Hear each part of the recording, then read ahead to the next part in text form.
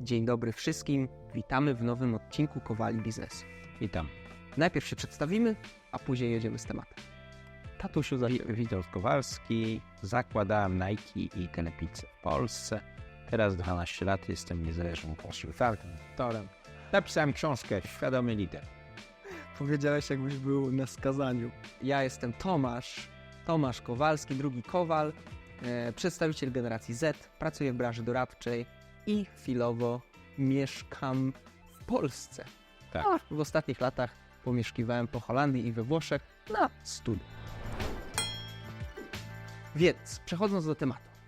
Bardzo ciekawy temat. Dzisiaj bierzemy na warsztat branża spożywcza w Polsce. Słuchajcie, od razu pierwsze, co przychodzi na myśl, każdy robi zakupy. I co ciekawe, w miastach i na wsiach, mówiąc tak bardzo generalnie, różnice są dość kluczowe, żeby sobie je porównać, ale także, żeby zobaczyć, gdzie jaki gracz penetruje jaką niszę.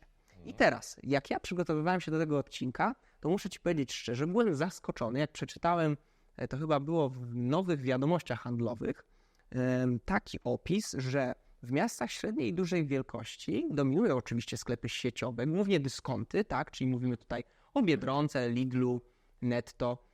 Oczywiście my jeszcze przejdziemy do kategoryzacji tych wszystkich sieci później, ale chciałbym tylko zaznaczyć, że te sklepy średniego formatu i convenience, średni format, czyli supermarkety i convenience, czyli mały format typu jakaś Żabka, odgrywają dużą rolę w miastach. Na wsi natomiast również mamy dominację dyskontów, ale tam mają mniejszy udział niż w dużych miastach. Co troszeczkę mnie zdziwiło, bo ja sobie pomyślałem, dyskonty tutaj, niska cena, to musi być na wsi bardziej spenetrowane. Za mało ludzi może. Może, więc to widzicie, już niekoniecznie nawet ja przygotowując się do tego odcinka miałem już błędne podejście, co zweryfikował research i bardzo się cieszę, że możemy się tym z Wami podzielić. Dlaczego w ogóle wzięliśmy branżę spożywczą na warsztat?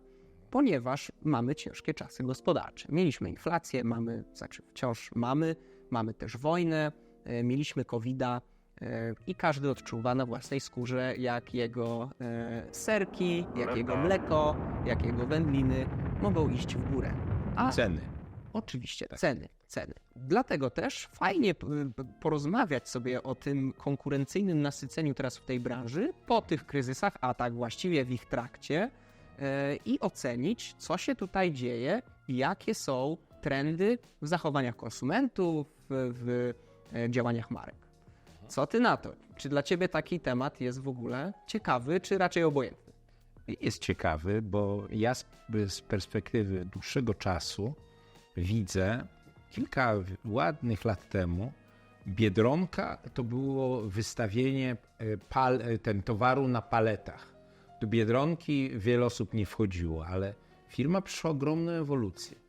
Żabki w ogóle nie było, nagle w zasadzie wyjdzie się z domu i w promieniu iluś metrów to kilka żabek się od razu widzi. Co jest bardzo ciekawe, to jest ile sieci zniknęło z rynku po tych wszystkich, tak jak on ewoluował. W ogóle, że może starszemu pokoleniu tylko przypomnę, a tobie w ogóle powiem, bo ty w ogóle tego nie wiem. Nie kojarzysz, ale popatrzcie. Tak, kiedyś jak się teraz jak sklep się nazywa Delikatesy, to jest sposób na bankructwo. Piotr i Paweł, przyrzekam ci, jak jest dyskont, cena czyni cuda i tak dalej, te wszystkie... Ale cena czyni cuda to jest CCC. To jest CCC. Ja mówię, tak, to jest oczywiste, ale Lidl jest tani, kiedyś hasło było i tak dalej, ale ja ci tylko wymienię firmy, które wypadły z rynku. Piotr i Paweł znam. Tak, Tesco, oczywiście tak. znam. Dobrze. Alma, Dobra. Albert, Alberta nie znam. Bomi, coś kojarzę. Billa kojarzę. austriacka, Rząd. Billa to chyba w innych krajach Europy Wschodniej też. Tak, była jednym z pierwszych supermarketów w Polsce. Okej. Bomi, Rząd, Hit, Hypernowa, Real. Leader Price, Markpol, polska sieć, Real, Prema. To są wszystkie sieci, które wypadły z rynku lub się tak zmarginalizowały, że mają tam po kilkanaście, może jeszcze Jasne. sklepów. A podczas gdy Żabka ma 10 tysięcy sklepów. Tak? To są w ogóle nieporównywalne rzeczy. I jak ten rynek ewoluował, więc bardzo ciekawe będzie spojrzenie, Tak jest. jak on wygląda, dlaczego tak wygląda i już. Dokładnie. Słuchajcie, format, jaki teraz Wam przedstawimy, będzie następujący. Powiemy Wam o kategoryzacji tych wszystkich sklepów, które mają artykuły spożywcze. Jest tych kategorii 6. Tak. Ja je teraz wymienię. Dyskonty, Tak. hipermarkety, supermarkety, sklepy małoformatowe, często zwane convenience, cash and carry, to jest nieoczywisty format, ale też tam robi się zakupy spożywcze i już kompletnie nieoczywisty format, drogerie, które w ostatnich latach zaczęły bardziej sprzedawać spożywcze rzeczy, szczególnie takie bardziej zdrowsze. I teraz słuchajcie, w każdej z tych kategorii przejdziemy sobie przez przykłady firm i przez nowinki rynkowe, jakie w danym formacie występują. Więc zaczynamy od dyskontów. Kurczę, zaczynamy od najlepszego. Czyli to jest format, który jest najbardziej popularny w Polsce w tej chwili. Tak. Discounty, czyli obniżone ceny. Większe powierzchnie też Tak. sklepów, szerszy asortyment, duży bardzo współczynnik marek własnych, a to jest też ciekawe. Więc tak, zgodnie z moją najlepszą chwilową wiedzą, dyskonty królują. Królują. 30 kilka chyba procent rynku mają. Tego nie wiem, ale ja ty z tego coś tam sprawdziłem. I tak łeb w łeb idzie ten Lidl i Biedronka. Jest ta wojna, która się toczy teraz. Tak jest. No, może słuchajcie, powiedz o tym trochę. Wojna prawna właściwie i marketingowa na to, kto ma lepsze ceny i na to, kto jest lepszą siecią. Ale to ciekawe jest, że patrząc z punktu widzenia konsumenta, my robimy zakupy nie tylko w jednym sklepie, bo czasami robimy w Żabce, czasami jak jest Biedronka czy Lidl, czasami idziemy do hipermarketu, do centrum handlowego. Ja zgadzam się z tym, ale to też jest specyfika naszych czasów, ponieważ my jesteśmy bardziej ograniczeni, jeśli chodzi o nasz budżet, mamy mniejszą lojalność co do konkretnych sklepów i szukamy po prostu najlepszych deali, mówiąc bardzo potocznie. Albo jak mówimy o convenience, to szukamy szybkość, bo muszę zejść i mam w bloku Żabkę. Jasne.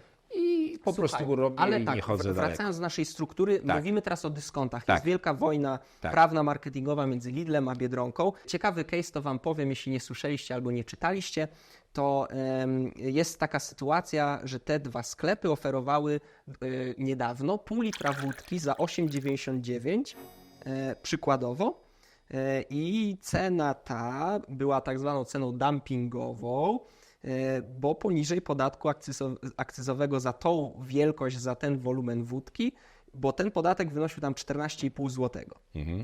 Więc teraz, że tak powiem, zabiegając o statystyki i o najlepsze koszyki, jakie Polacy mogą oczekiwać w sklepach, to teraz każdy się zabija. No u nas wódka to najtaniej, a do Polaka, jak to wódka, że tak powiem, go przekona, to sieć wygrywa. To sieć wygrywa. Tak.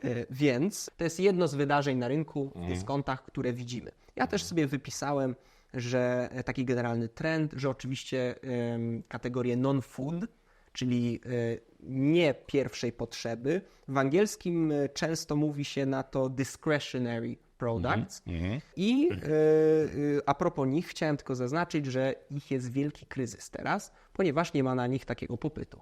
Ludzie mają ograniczone budżety i szukają raczej podstawowych rzeczy, a nie jakichś ekstrawaganckich innych rzeczy. Ale na przykład Lidl jeszcze jakiś czas temu wprowadzał takie szybkie serie, tak przez tydzień sprzedawał jakieś fajne rzeczy, takie bardzo atrakcyjne. W dobrych Jedzeniowe czy nie? Nie jedzeniowe właśnie. Aha, no widzisz, no to może takie akcje jednorazowe faktycznie są uskuteczniane właśnie, żeby ratować ten segment. Żeby ratować się, żeby też zyskowność, żeby zwiększyć atrakcyjność tego formatu. Słuchaj, następnym punktem i ostatnim, jeśli chodzi o dyskonty, ja jeszcze chciałem zaznaczyć to, że koszt personelu dyskontów coraz bardziej ulega konwergencji w stosunku do kosztu personelu supermarketów. I co to oznacza ta konwergencja? To znaczy, że koszty personelu dyskontów zbliżają się coraz bardziej do kosztów personelu supermarketów. Dlaczego? To jest bardzo złożone pytanie i nie wiem, czy byśmy odpowiedzieli akurat teraz, ale jest wiele czynników, które na to wpływają, ale co kluczowe, to jak to zoptymalizować. I ja przeczytałem, że teraz właśnie dyskonty wprowadzają kasy samoobsługowe, żeby ten koszt zredukować, lub elektroniczne etykiety cenowe, to o czym ty tam kiedyś mi opowiadałeś. Więc jest takie zjawisko. Może jak będziemy mieć jeszcze czas w innym odcinku, to z chęcią to zgłębimy, ale na tą chwilę tylko chciałem powiedzieć o tej konwergencji kosztów. Jeśli chodzi o hipermarkety, jaki wymienisz hipermarket z góry głowy? Carrefour, Auchan, Kaufland. No, bo ci napisałem. Nie, ale ciekawą rzeczą jest, że na początku demokracji w Polsce to hipermarkety absolutnie dominowały, tak? I po prostu ludzie tam jeździli, byli tacy zafascynowani tym wszystkim, ale właśnie tą lukę wypełniły dyskonty, które weszły w miasta gęsto i żabki, które też i po prostu nie trzeba Supermarkety jeszcze pomijasz, bo Tak. to jest też bliski format, ale jednak Tak. mniejszy. Ale też tam bardziej supermarkety na mniejsze miejscowości są chyba bardziej popularne. Tak, zgadza się. Dino przykładowo, Tak, ale to tak, jeszcze tak, do tego wrócimy. No dobrze. Więc co z tymi hipermarketami? Ja przeczytałem o dwóch ciekawych rzeczach. Pierwsza, koncepcja 15-minutowego miasta. Słuchajcie, jak mieszkacie w Warszawie, to wiecie, jak nie, to z chęcią wam teraz opowiem. Jest miasteczko Wilanów, jest dzielnica Wilanów. Jest tam takie miasteczko specjalnie zaprojektowane na to, żeby było samowystarczalne wręcz. Czyli mamy tam fryzjera, mamy tam sklepy usługowe, mamy tam sklepy spożywcze, mamy samoutrzymujące się miasto. I teraz ta koncepcja jest bardzo popularna w naszych czasach, szczególnie w tych dużych miastach, no bo każdy ceni sobie convenience, szybkość, jest wszystko pod ręką, tak? Szczególnie jeśli chodzi jeszcze o kanał delivery. To jest już kompletnie inny temat. Ale co to oznacza dla hipermarketów, bo właśnie o nich teraz mówimy, to jest to, że one już nie mają miejsca ze względu na ich wielkość, na to, żeby w takich gęstych obszarach się znajdować. I to jest dla nich problem. Tak, i dlatego wypierane są przez dyskonty i żabki. Przykładowo. Tak, przykładowo. tak. Drugą sprawą to już jest bardziej taki case, Auchan, personalnie mój ulubiony sklep, może też przez to, że mieszkamy obok, to wszedł we współpracę ze stacją paliw BP i będą oferować nowy format Easy Auchan, który troszeczkę jest krokiem w penetrację rynku convenience, no bo to jest jednak przy okazji tankowania, to jest wąski asortyment i bardzo wyselekcjonowany, z działający całodobowo i z kasami obsługowymi. Ale to zwróć uwagę, że jak hipermarkety tracą na znaczeniu, to Carrefoury tworzą Carrefour Express. Tak. No właśnie. Te formaty, bardzo dobrze, że o tym mówisz, te formaty się coraz bardziej przenikają. Znaczy inaczej, nie formaty, a brandy, które operują na rynku. Bo tak jak mówisz, Carrefour wchodzi w Carrefour Express. Powiemy sobie też o supermarkecie Lewiatan, też Lewiatan Express. I zaczyna się... Odido to jest od Makro Cash and Carry. Więc jak najbardziej to zjawisko jest tutaj relevant. Teraz przechodząc do supermarketów. Dino, Lewiatan, Stokrotka. Pierwsze trzy, które mi przychodzą do głowy. Dino, chciałbym się na tym skupić. Dino jest super ciekawą siecią. Ja chciałem Ci zadać tylko otwarte pytanie. Kiedy dowiedziałeś się pierwszy raz o Dino? Nigdy nie byłem wewnątrz tego sklepu, ale A słyszałem. wiesz czemu? Bo oni zaczęli swój rynek od wsi. Tak. I od małych miejscowości. Tak. I oni w dużych miastach dopiero w drugiej kolejności zaczęli wkraczać. Co jest śmieszne, ja w Dino może byłem z raz czy dwa. Tutaj oczywiście mieszkając w Warszawie. Także Dino bardzo się w tym formacie rozpiera. Myślę, że tutaj z takich gruntowych ciekawostek powiedziałbym, że to tyle. Też zapisałem sobie tutaj jeden news a propos Lewiatana, że jakiś system IT oni wprowadzali na realizację promocji warunkowych, tam 2+1, 3+1, ale to jest chyba też generalny taki trend digitalizacji tego, że trzeba mieć jeden system ERP, który optymalizuje, czy w którym wszystko łatwo widać i łatwo ustawiać ceny i żeby tam franczyzobiorcy, czy tutaj własna sieć miała pełną przejrzystość i możliwości podejmowania decyzji. Coś do dodania z Twojej strony, czy przechodzimy No jest taka do sieć convenience? socjalizmu z połem, No właśnie. nie? Supermarketów. Tak, supermarketów. No i co z połem powiesz? No, jest ich Znam z połem. całkiem sporo. Trochę się zmarginalizowały, bo te formaty no, nie są dostosowane. Ja już nie są wiem, tak gdzie jest z połem. Tak, nie są tak nowoczesne jak na przykład w przypadku dyskontów i Żabki. No i próbują tam przetrwać, próbują z markami własnymi, ale to jest jedna z sieci, sieci w zasadzie stowarzyszonych sklepów, która po prostu traci radykalnie No na ja już znaczeniu. ich nie widziałem dawno. No tak, Przechodząc teraz do sklepów małoformatowych, tych convenience. No bardzo ciekawy, to jest to drugi trend bardzo mocny. Dla Was, widzowie, to jest prawdopodobnie może najciekawszy, może nie, ale na pewno bardzo popularny, bo wszędzie jest tego pełno. Notabene jest 10 000 sklepów Żabki w Polsce. 10 000 sklepów, bardzo dużo. No właśnie i z uwagi na ich ilość, ktoś nimi musi efektywnie zarządzać, czyli muszą mieć dobrze rozwinięty model franczyzowy. Mają. I tutaj- 8 000 jest Franczyzy, franczyzobiorców. to jest 80%, to jest bardzo dużo. Tak. I widzimy teraz na rynku chęć utwardzenia franczyzy. Co to znaczy franczyza twarda versus miękka? Pytanie do Ciebie, otwierałeś telepizzę, może wiesz. Franczyza twarda to jest taka, kiedy warunki, które muszą spełnić na co dzień już funkcjonując, są dość restrykcyjne, tak? Czyli nie ma takiej swobody, a to sprzedaję raz to, raz Tak. to. A Jest narzucone bardziej Jest coś. bardzo dużo narzucone. Można powiedzieć, że na przykład w innej dziedzinie McDonald's jest twardą franczyzą bardzo, tak? Bo tam po prostu Czyli nie co, ma... ustawiony jest marketing za nich, ustawiony Tak, jest... ale standardy obsługi klienta tutaj są absolutnie bezkompromisowo działają, że one muszą być, ciągle się poprawiać, ciągle. I tu nie ma czegoś takiego, że franczyzobiorca to sobie robi co chce, tak? W wielu przypadkach tak się w innych sieciach tak się może zdarzać, że ten serwis nie jest jednolity, niestety. Super ciekawe jest to, że w czasach kryzysu ludzie raczej bardziej chcą kontrolować i narzucać pewne wymagania operacyjne na swoich franczyzobiorców, żeby oni nie robili wolnej amerykanki, po prostu realizowali strategię firmy konsekwentnie. Aczkolwiek przy takiej ekspansji i takiej gęstości sieci sklepów, to czasami może dojść do sytuacji, że dany punkt franszyzowy po prostu Trzeba zamknąć. Nie, jakby zarabia mało, tak? I ci franszyzobiorcy mogą na to narzekać. Jednocześnie będą ściśle kontrolowani przez centralę. No ale Jasne. cóż, No, jest kilka formatów nowych, tak jak Odido Elevate, tak jak Lewiatan Express, tak jak Żabka Non-Stop. To jest bardzo ciekawe. To jest format, gdzie w dzień jest normalny sklep, a w nocy jest samoobsługowy. Czy na przykład Relay. Relay to jest coś, co możecie kojarzyć raczej z dworców albo z lotnisk, a teraz po raz pierwszy jest w biurowcu postawiony. To jest też ciekawe. Także przechodząc do dwóch ostatnich, tylko jeszcze wspomnimy o cash and carry i o drogeriach.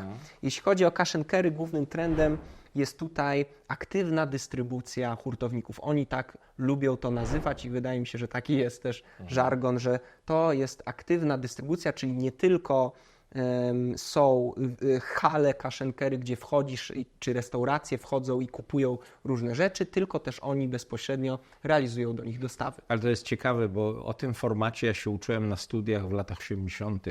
Cash and carry pochodzi ze Stanów jako koncepcja. A teraz i kiedyś, wiecie, makro to było wszystko. Wszyscy jeździli do makro, próbowali, tam mieli bo na firmę kupowali rzeczy. A teraz ten format przysechł po prostu, tak? Ja znam tylko dwa, makro i Selgros, tak? To są Tak, takie... ale mówię, że kiedyś było to, tak, makro, Real, Rząd i tak dalej, a w tej chwili ten rynek się zmienił całkowicie, bo dominują dyskonty, a z drugiej strony w convenience te takie lokalne sklepiki. Także ten rynek bardzo, bardzo ewoluuje i ta ilość, bo przecież wymieniłem te sieci, które wypadły z rynku, to nie były sieci bez doświadczenia. One miały naprawdę bardzo duże doświadczenie w macierzystych krajach i one sobie po prostu z tym nie poradziły, bo dyskonty tak bardzo się rozwinęły, a uzupełniając je żabki, że po prostu wyparły inne koncepcje. Pamiętajmy jeszcze o małych sklepach rodzinnych, które kiedyś dominowały. U Gosi. Wszędzie, tak, były wszędzie i tak naprawdę one są wielkimi przegranymi, bo po prostu sobie nie radzą. Sam znam taką, nawet ty też znasz osobę, która prowadziła na przykład 4 sklepy spożywcze, tak?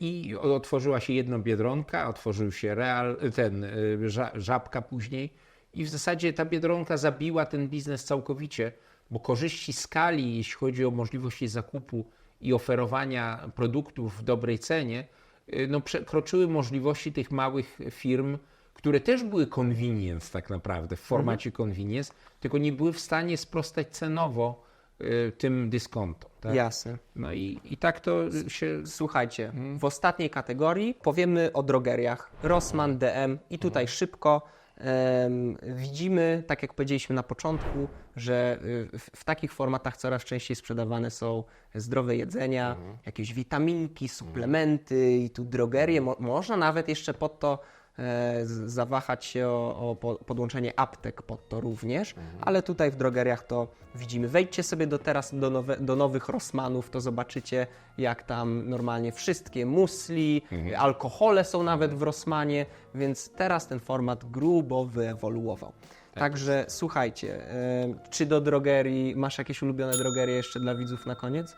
Nie, niespecjalnie, ale No, chyba ty w nie Rossmanie. Chyba w Rossmanie widzisz, najbardziej. Taki ty jesteś tak. drogeryjny. Dobrze, w takim razie na tym skończymy odcinek. Mamy nadzieję, że wyciągnęliście trochę nowinek z tej analizy. Bardzo dziękujemy i do następnego. Dziękujemy Do bardzo. usłyszenia. Siemka.